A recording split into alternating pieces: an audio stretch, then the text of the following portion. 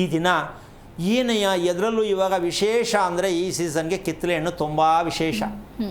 ಅಮ್ಮ ಅದಕ್ಕೆ 1,00,000 ರೂಪಾಯಿ ಅಂತ ಬೆಲೆ ಕಟ್ಟಿದ್ರೂ ಕಡಿಮೆ ಒಂದು ಕಿತ್ತಳೆ ಹಣ್ಣಿಗೆ.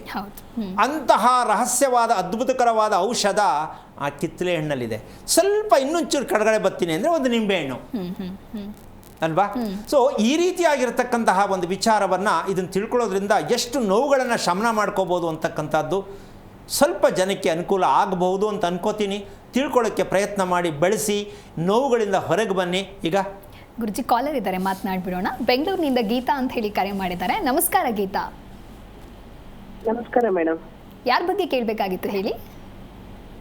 ಮೇಡಮ್ ಮಗಳ ಬಗ್ಗೆ ಕೇಳಬೇಕಿತ್ತು. ಸ್ವಲ್ಪ ಜೋರಾಗಿ ಮಾತನಾಡಿ, ಮಗಳ ನಕ್ಷತ್ರವನ್ನು ತಿಳಿಸಿ.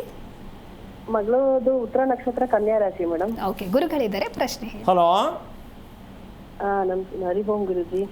ನಾರಾಯಣ, ಯಾಕಮ್ಮ ಮಾತಾಡೋದೇ ಇಷ್ಟ, ಸೌಂಡ್ ಇಲ್ವಾ ಹೇಗೆ ಅಂತ ಬೇಜಾರ? ಇಲ್ಲ ಮೇಡಮ್, ಇಲ್ಲ ಗುರುಜಿ ಮಾತಾಡ್ತೇನೆ. ಎಷ್ಟು ವಯಸ್ಸು ಮಗಳಿಗೆ?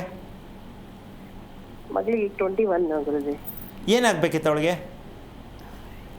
ಏನಿಲ್ಲ ಗುರುಜಿ, ರಿಲೇಟಿವ್ ಅಲ್ಲಿ ನೋಡಿದೀವಿ ಒಂದು ಹುಡುಗನ. ಒಂದೇ ನಕ್ಷತ್ರ ಒಂದೇ ರಾಶಿ ಮಾಡ್ಬೋದಾ ಅಂತ ನಿಮ್ಮ ಹತ್ರ ಕೇಳೋಣ. ಎಲ್ಲ ಹೋಗಿ ನೋಡಿ. ಉತ್ತರ ನಕ್ಷತ್ರ ಕನ್ಯಾ ರಾಶಿ ಬರುತ್ತೆ.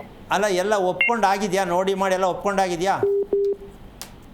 ಅಂದ್ರೆ ರಿಲೇಷನ್ ಅಲ್ಲಿ ನೋಡಿದೀವಿ ಅಷ್ಟೇ, ಮಾತುಕತೆ ಎಂಗೇಜ್ಮೆಂಟ್ ಅವೆಲ್ಲ ಏನೂ ಆಗಿಲ್ಲ. ಮಾಡ್ಬೇಕು ಅಂತ ಅನ್ಕೊಂಡಿದೀವಿ. ಮಾಡಬೇಕು ಅಂತ ಅನ್ಕೊಂಡ್ಮೇಲೆ ಎಲ್ಲ ಒಪ್ಪಿಗೆ ಆಗಿದೆ ಅಂತಾನೆ ಅರ್ಥ. ಅದೇ ಗುರುಜಿ, ನೋಡಿದ್ಮೇಲೆ ನಾನು ಒಂದ್ಸಲ ಪ್ರೋಗ್ರಾಮ್ ಮಾಡ್ಬೋದೋ ಇಲ್ವೋ ಅಂತ ನನಗೂ ಗೊಂದಲ ಇದೆ. ಅದಕ್ಕೆ ನೋಡಿ, ನಿಮಗೆ ಒಂದು ನಕ್ಷತ್ರ ಒಂದೇ ಆಗಿರೋ ದೆಸೆಯಿಂದ ಮಾಡೋ ಸರಿನಾ ತಪ್ಪಾ ಅಂತ ಗೊತ್ತಾಗಿದ್ದು ಯಾವಾಗ? ನಿಮ್ಮ ಪ್ರೋಗ್ರಾಮ್ ನೋಡಿದ್ಮೇಲೆ ಗುರುಜಿ. ಓಕೆ, ಅಷ್ಟಾರು ಅರ್ಥ ಆಯ್ತಲ್ಲ? ಇದ್ರಲ್ಲಿ ಸ್ವಲ್ಪ ಅರ್ಥ ಇದೆ ಅಂತ ಗೊತ್ತಾಯ್ತಲ್ಲ, ಖುಷಿ. ಇಲ್ಲ ಇಲ್ಲ ನೋಡ್ತೀನಿ ಗುರುಜಿ. ಓಕೆ, ನಿಮ್ಮ ಯಜಮಾನ್ರು ಏನು ಮಾಡ್ತಾರೆ? ಅವರು ಆಫೀಸ್ ಪ್ರೈವೇಟ್ ಕಂಪ್ನಿ ವರ್ಕ್ ಮಾಡ್ತಾರೆ. ನಿಮ್ಮ ಮಗಳಿಗೆ ಪ್ರತಿದಿನ ನಿಖರವಾಗಿರ್ತಕ್ಕಂಥ ಸಮಯದಲ್ಲಿ ಸ್ನಾನ ಮಾಡ್ತಕ್ಕಂಥ ಅಭ್ಯಾಸ ಇದೆಯಾ? ಗುರುಜಿ, ಒಂದು 7 o'clock ಮಾಡ್ತಾರೆ, ಸ್ನಾನ ಮಾಡ್ತಾರೆ. 8 o'clock ಕಾಲೇಜ್ ಹೋಗ್ತಾರೆ. ಯಾವಾಗ? 7 ಗಂಟೆಗೆ ಸ್ನಾನ ಮಾಡ್ತಾರೆ, 8 ಗಂಟೆಗೆಲ್ಲ ಕಾಲೇಜ್ ಹೋಗ್ತಾರೆ. ಓಕೆ, ಪ್ರತಿದಿನ 7 ಗಂಟೆನಾ? ಸ್ವಲ್ಪ ರಜಾ ಇದ್ದಾಗ 9:30ನಾ? ರಜಾ ಇದ್ದಾಗ ಲೇಟ್ ಆಗುತ್ತೆ ಗುರುಜಿ.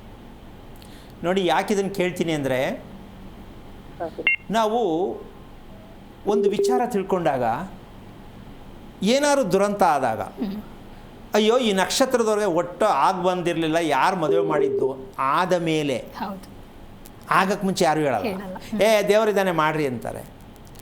ಈ ರೀತಿಯಾಗಿ ಇದು ಒಂದು ರೀತಿಯ ನಮ್ಮಲ್ಲಿ ಹೇಳಬೇಕಂದ್ರೆ ಇದೊಂದು ಕೆಟ್ಟ ಅಭ್ಯಾಸ. ಯಾವುದೋ ಪುಸ್ತಕದಲ್ಲಿ ಓದಿರ್ತೀವಿ, ಯಾರೋ ಮಾಹಿತಿ ಕೊಟ್ಟಿರ್ತಾರೆ, ಯಾವತ್ತೋ ಯಾರೋ ದೊಡ್ಡವ್ರು ಹೇಳಿರ್ತಾರೆ, ಅಥವಾ ಅವ್ರ ಮನೆಯಲ್ಲಿ ಕುಟುಂಬದಲ್ಲಿ ಏನೋ ಒಂದು ಘಟನೆ ನಡೆದಾಗ ಒಂದೇ ನಕ್ಷತ್ರ ಮಾಡಿದ್ರೆ ಹಿಂಗಾಯ್ತು ಅಂತ ವಿಷಯನೂ ಹೇಳ್ತಾರೆ. ಅದು ಹಾಗೆಯೇ ಪ್ರಚಾರಕ್ಕೆ ಬಂದ್ಬಿಡುತ್ತೆ. ಮೊನ್ನೆ ಈಗ ಹಬ್ಬದ ಹತ್ತತ್ರದಲ್ಲಿ ಒಂದೇ ಕುಟುಂಬ ತಿರುಪತಿಗೆ ಹೊರಟವರು, ಅಷ್ಟು ಜನ ಲಾರಿ ಹಿಂದಕ್ಕೆ ಹೋಗ್ಬಿಟ್ರು. ಈಗ ಅವರು ಬರೆದಿಟ್ಬಿಡ್ತಾರೆ, ನಮಗೂ ಶ್ರೀನಿವಾಸ ತಿರುಪತಿಗೂ ಆಗ ಬರಲ್ಲ ಅಂತ ಎಲ್ರಿಗೂ ಪ್ರಚಾರ ಮಾಡಿಬಿಡ್ತಾರೆ ಅವರು. ಇದನ್ನು ಕೆಟ್ಟ ಅಭ್ಯಾಸ ಅಂತನಾ, ಇದು ಸರಿ ಅಂತನಾ? ಕೆಟ್ಟ ಅಭ್ಯಾಸ ಅಲ್ವಾ? ಅಯ್ಯಪ್ಪನಿಗೆ ಹೋಗ್ತಾರೆ, ಆಕ್ಸಿಡೆಂಟ್ ಆಗುತ್ತೆ, ನಮಗೂ ದೇವ್ರಿಗೂ ಆಗ ಬರಲ್ಲ ಅಂತ ಬರೆದ್ಬಿಡ್ತಾರೆ. ಈ ಥರ ಇದೆಲ್ಲ ಕೆಟ್ಟ ಅಭ್ಯಾಸಗಳು ಅಲ್ರಿ. ಯಾರಿಗೋ ಏನೋ ಆಗಿದೆ ಅಂದರೆ ನೀವು ಯಾಕೆ ಅದನ್ನು ತಗೊಳ್ತೀರಾ? ಕಾರ್ಯಕ್ರಮದಲ್ಲಿ ಕೂತು ನಾನು ಮಾತಾಡ್ತಾ ಇದ್ದೀನಿ, ನಕ್ಷತ್ರ ಸರಿ ಇಲ್ಲ, ನಕ್ಷತ್ರ ತಪ್ಪು, ಇದಕ್ಕೆ ಮದುವೆನೇ ಇಲ್ಲ, ಇದಕ್ಕೆ ಮನೆಯೇ ಇಲ್ಲ, ಬೇಕಾದಷ್ಟು ವಿಚಾರ ಹೇಳ್ತೀನಿ. ನೀವು ಅದನ್ನು ತಿಳ್ಕೊಂಡು ಎಲ್ಲದಕ್ಕೂ ಈಗ ಅಪ್ಲೈ ಮಾಡ್ಕೋತೀರಾ? ಹಾಗಿದ್ದ ಮೇಲೆ ಅಪ್ಲೈ ಮಾಡ್ಕೊಳ್ಳೋದು ಅಂತಕ್ಕಂಥ ವಿಚಾರ ತಿಳ್ಕೊಳ್ಳೋದು ಸರಿ, ನೀವು ಹೇಳ್ತಾ ಇರೋದು ಸರಿ ಅನ್ನೋದಾದರೆ ನಾವು ಏನು ಮಾಡಬೇಕು? ಹಾಗಾದರೆ ನೀವು ಹೇಳೋದು ತಿಳ್ಕೊಳ್ಳೋದಾ ಬೇಡವಾ ಅನ್ನೋ ಪ್ರಶ್ನೆ ಬರುತ್ತೆ.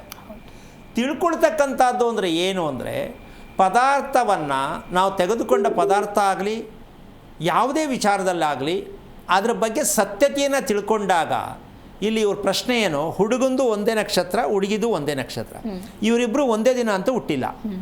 ಇದು ಅತಿ ಮುಖ್ಯವಾದ ಪ್ರಶ್ನೆ. ಒಂದೇ ಮನೆಯಲ್ಲಿ ಹುಟ್ಟಿಲ್ಲ. ಅಮ್ಮ ಕೇಳಿಸ್ಕೊತಾ ಇದ್ದೀರಾ? ಅಲ್ಲ, ಅರ್ಥ ಆಗ್ತಿದೆಯಾ ಅಂತ? ಅರ್ಥ ಆಗಿದೆ.